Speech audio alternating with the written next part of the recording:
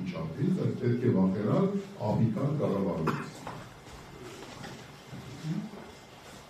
Շնորհակալություն, պարոն Զուրաբյան, մի հարց ես ուղղել։ Տեխնիկական քննադատություններից մեկը իշխանությանը այն է, որ իրենք 2015 թվականին Աֆրիկայի Ղարաբաղի կարգավորման պլանության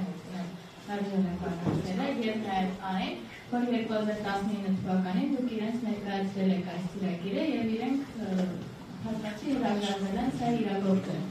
Եթե 2019 թվականին Լեռնային Ղարաբաղի հարցը դեռ լուծված չէր եւ իշխանությունները չէին մտածում տարածաշրջանային ապաշրջափակման մասին, այդպիսի քննարկումներ դարձյալ չկային։ Ոնց պիտի այս ծրագիրը կյանքի կոչվեր ու ինչքանով է դա կապակցված Լեռնային Ղարաբաղի կարգավորման հետ։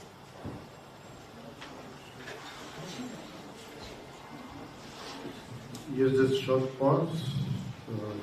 եւ պատասխանատու հայտարարություն ունեմ։ Եթե 2019 թվականին, երբ որ մենք խոսում էինք այս պրոյեկտի մասին, ընդ որում ոչ միայն այս պրոյեկտի մասին, մենք խոսում էինք, որ Սինդիպինի սեղանին դրվի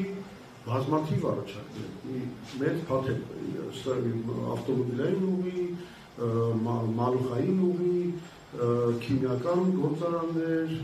պղնձաձուլարան եւ այլն, բազմաթիվ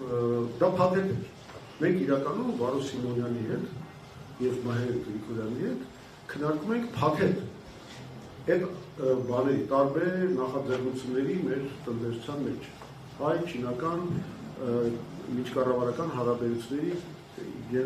կոնտեքստում եկեք են մեր իսկ ես հիմա ասում եմ այդ պատասխանատու հայտարարությունը անում եմ եթե այն ժամանակ Փաշինյանը ընդունել սա պատասխանատվությամբ վերաբերվել այս ամենին եւ սա իրագործվել կամ գոնե իրագործման հիմքերը դրվեին մենք 2020 թվականի պատերազմը չէինք ունենա Տեսեք այսօր պատասխանատու բան եմ ասում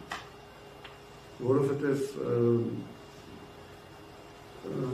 այդ նախագծերի իրականացման դեպքում մենք աշխարհաքաղաքական լուրջ խաղացողների շատ շահագրգիռ խաղացողների կհրավիրեինք ռեգիոն որոնք կազդեին իրանք կսկսեին պաշտպանել իրենց ներդրումները, իրենց շահերը եւ այլն, իրենց աշխարհաքաղաքական նաեւ շահերը, բայց Փաշինյանը գնաց այլ կենտրոնների սպասարկման տարբերակով ըստ էության տաբու էր դրված նրա գլխին եւ ինքը հալու հնազանդ ենթարկվեց այդ տաբուին ինքը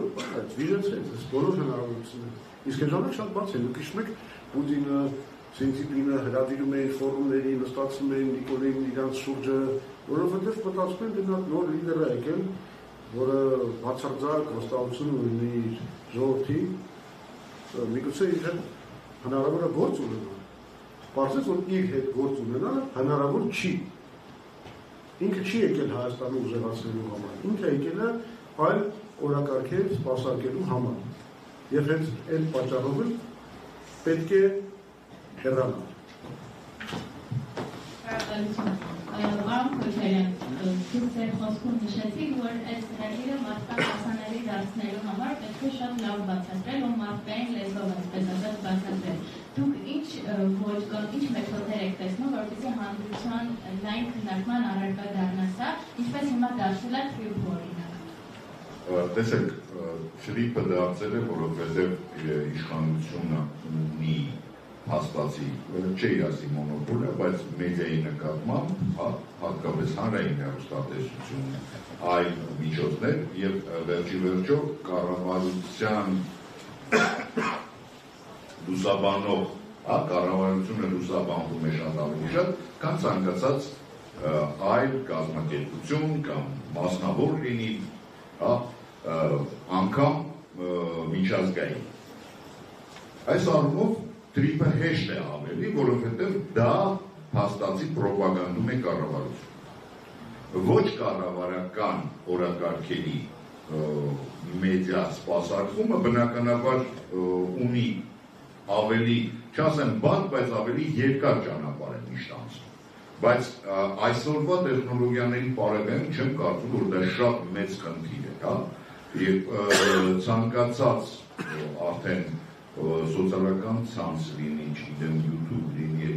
չեմ ասում հեռուստատեսությունը, որը որ օրինակ այսօր ինչքան էլ մենք խոսում ենք նոր տեխնոլոգիաներից, կան չափումներ, համաձայն որոնց միևնույն է Հայաստանում դեռ մեծամասնությունը հեռուստատեսություն են նայում, բայց կան հեռուստատեսային ալիքներ, որոնք ոչ միայն իշխանական կամ կառավարական շահն են սպասարկում։ Ուզում եմ ասեմ, միջոցները եւ այդ ուղիները շատ տարբեր են եւ շատ։ Այստեղ եթե լինի հանգամանալից մենք կարող ենք նստել ու գծել այդ ծրագիրը։ Շնորհակալություն։